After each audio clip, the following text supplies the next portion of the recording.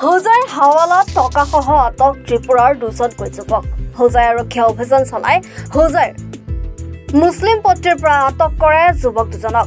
যুৱক দুজনৰ পৰা আৰক্ষীয়ে জব্দ কৰে নগদ 24,50,000 টকা, 4টা মোবাইল ফোন, টকা গণনা মেচিন, ATM আৰু দুচকীয়া বাহন। আটকাধীন যুৱক দুজন ত্ৰিপুৰাৰ শহীদুল ইছলাম আৰু বিল্লাল মিয়া। বহুকেইজন লোক জড়িত থকাৰ সন্দেহ প্ৰকাশ কৰিছে আৰক্ষীয়ে। যুৱক দুজনৰ বিৰুদ্ধে হোজাই আৰক্ষীয়ে এক গোচৰ ৰুজু কৰি অব্যাহত ৰাখিছে তদন্ত। হোজাইৰ পৰা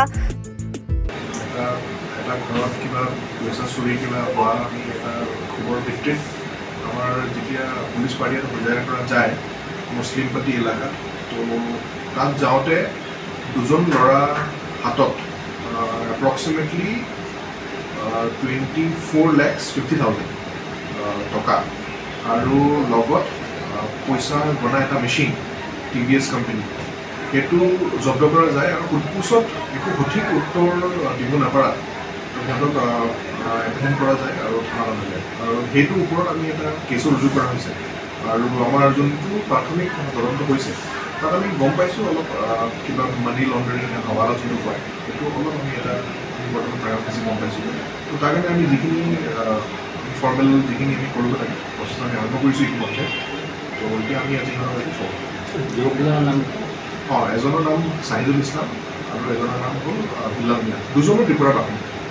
আৰু সিহঁতে আমাক কিছুমান তথ্য কৰিছে যোনটো আমি এতিয়া তদন্ত কাৰ্যকৰী কৰিব। হোজাইৰ পৰা সুৰেন বৰুৱাৰ ৰিপৰ্ট, এনে ভাৰত 24। ৰব, আপুনি যে এটা অপৰাধ কৰিবলৈ গৈ আছে, আপুনি জানেনে? এই নাবালিকা গৰাকীক এতিয়াই বিয়াত বহোৱাটো যে এটা অপৰাধ, আপুনি জানেনে? অপৰাধ কেনেকৈ? মোৰ ছোৱালী, মোৰ কথা। তুমি যিয়েই নোকোৱা ভূঞা, 18 বছৰৰ তলৰ যিকোনো কন্যা সন্তানৰ বিয়া দিলেই আইনগতভাৱে এক দণ্ডনীয় অপৰাধ। বিয়া দিয়াজন যিমান দায়ী, বিয়া পতাজনো সমানে দায়ী।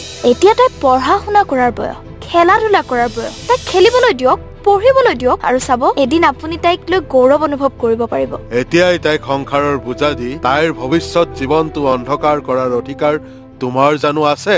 মোৰ ভুল হৈ গ'ল মাজনী, মোক ক্ষমা কৰিবা। শিক্ষা ল'ৰা ছোৱালী উভয়ৰে প্ৰাপ্য আৰু অধিকাৰ। আপোনাৰ কন্যা সন্তানক তাইৰ এই প্ৰাপ্যৰ পৰা বঞ্চিত নকৰাব। বাল্য বিবাহ ভাৰতীয় আইনৰ দ্বাৰা বিহিত এক দণ্ডনীয় অপৰাধ। এনে অপৰাধ কৰি আপোনাৰ কন্যা সন্তানৰ ভৱিষ্যত অন্ধকাৰৰ মাজলৈ ঠেলি নিদিব।